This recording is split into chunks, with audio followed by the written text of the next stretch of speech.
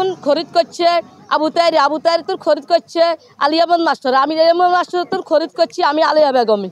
আমার খরিদ সূত্র মালিকানা জায়গা, সে জোর ফুরবে রাতের অন্ধকারে মনে করেন টাকা পয়সা দিই সব কিছুর ভোগ করি, সে আমার জায়গাতে আসি এখন মনে করেন এই জায়গাত মারি কাটতেছে, রাতের অন্ধকারে মারি কাটে।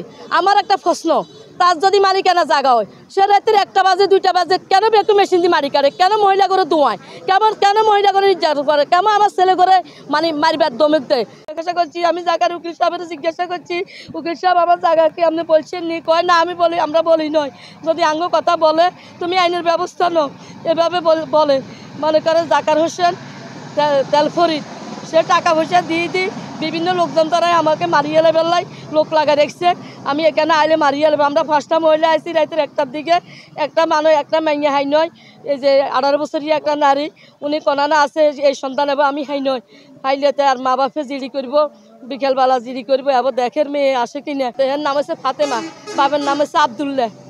যদি আমি মালিকে যদি ওইয়া থাকি আপনার কাছে আমি সঠিক একটা বিশ্বাস চাই, এই যে আজকে আমার জায়গাত যে কোনো মুহূর্তে ওই যে সন্ত্রাস ধরা রাখছে এই সন্ত্রাসের দাওরায় আমার জায়গাত গদ তুলব, তো আপনার কাছে আমি এই আবেদন চাই আমি যে আমার জায়গা যেন কোনো গদ যেন না করতে পারে, আমি এই জিনিসটা আপনাকে সবার কাছে চাই। আমার বারবার এই যে লোক লাগাই দিয়ে দিই, সে টাকা পয়সা দিয়ে দিই, একবার আমার 5টা ঘর হয়েছে এই নেতা করে দিয়ে দিই, আমি কারা কে বা কারা করে আমি তো চোখে দেখি, আমি তো কথা বলতে পারি না। কেন নারী নির্যাতন মামলা দেয়, দ্বিতীয় ধমক দেয়, কেন এগুলা করে? আর নেতাগুর নাম বেশি কি আমার মালিকানা জায়গা খাইতে পারবো? সে মালিকানা জায়গা যদি আমার যদি মালিকানা না থাকে আমার শাস্তি দিবেন, আমার মালিকানা কাগজপত্র আছে, আপনারা বললে আমাদের করে আমি মালিকানা কাগজ দিব, আমার কোর্টে 2টা মামলা আছে।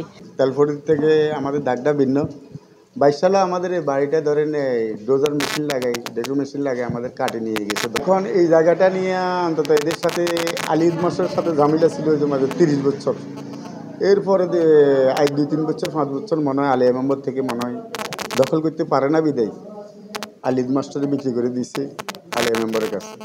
তখন আমি 11টা বাজে আসলাম বন্ধুটা এখানে আসি এক দোকান বসি, এরপরে আপনি কোথায় এখানে যখন মালিকানা চলতেছে আরও অনেকটা মহিলা আইছে পুরুষ আইছে এরাও আইছে, যখন এদিকে যখন গনাইছে তখন আপনার কোথায় হেতারা যখন দৌড়াইছে দোয়ানের লগে আমরা একজন এক মিনিট চলে গেছি, যাওয়ার পিরিয়ডে একটা মানে মেয়ে 18 বছরের ওরা আর খুঁজি পাই না পাওয়াতে আমার বোনের রাতের 1টা বাজে ফোন দিছে পুলিশের কাছে, পুলিশ এখনও আসে নাই। পুলিশ ফোন দিয়ে আরেকটা নাম্বার দিছে ওনারে, ওই নাম্বারে ধরে নাই, এ পর্যন্ত দেখছি এ পর্যন্ত জানে। আমার বোনের 343 নাম্বারে ফোন দিছিল, পুলিশ এখনও আসে নাই। থানাত গেছি এই ফেসিশন দেখাই পারলাই হেরা মানে নিতে কোনো বাধ্য নয়, একবার বলে কারণ নাই, একবার বলে আপনার কইছেন ওসি নাই, ওসি এখনও নাই, এগুলা কি সেটা বুঝতেছি না।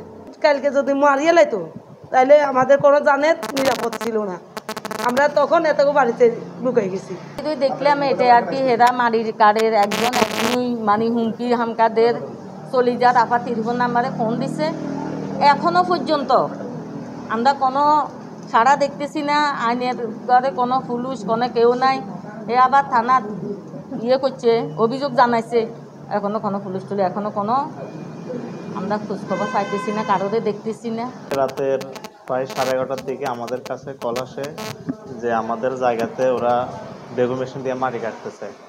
তো এটা শোনার পরে আমার আম্মু আমার খালা সহ 4-5 জন আসছে, আমরা পুরুষরা আসছি, আমরা গণাইতে পারি না এখানে, মানে এরা প্রায় 300 থেকে 350 লোক এখানে আনছে, কারোর কাছে আপনার রান্দা, কারোর কাছে লাঠি, এই মিলে এরা রাস্তায় দাঁড়িয়ে রয়েছে, আমরা আর এখানে আসতে পারি না। এটার ভিতরে আমার একটা খালা নিখোঁজ হয়ে গেছে, কালকে রাত থেকে ওনারা পাইতেছি না। আমাদের একটা প্রশ্ন হলো, সেটা হলো যে ওনাদের যদি জায়গা হয় তাহলে রাতের অন্ধকারে কেন কাজ করতেছে। আমরা প্রশাসনের কাছে অনেকবার রিকোয়েস্ট করছি, থানাতে কল দেওয়া হয়েছে, আমরা কোনো সাড়া পাই নাই। 999 কল দিছি, এটা তো আমরা কোনো সাড়া পাই নাই। 4-5 বার কল দেওয়া হয়েছে, কোনো প্রশাসনের লোকজন আসে নাই। আমরা এর বিচার চাই, মানে সবাই মিলিয়ে এখানে প্রশাসনের কাছে যে অবস্থায় যে আমাদের যদি কাগজে পায় তাহলে আমাদের জায়গাটা আমাদেরকে বুঝাই দেয়, আর যদি কাগজে না পায় তাহলে আমাদেরকে এখানে আসতে যাওয়ার দরকার নেই। ওনারা বসতেও চায় না কারোর সাথে, অনেকবার এটা নিয়ে হয়েছে, থানাতে হয়েছে, আবার কোর্টে মামলা আছে, এরা কোনো কিছু মানতেছে না। আমরা এর বিচার চাই।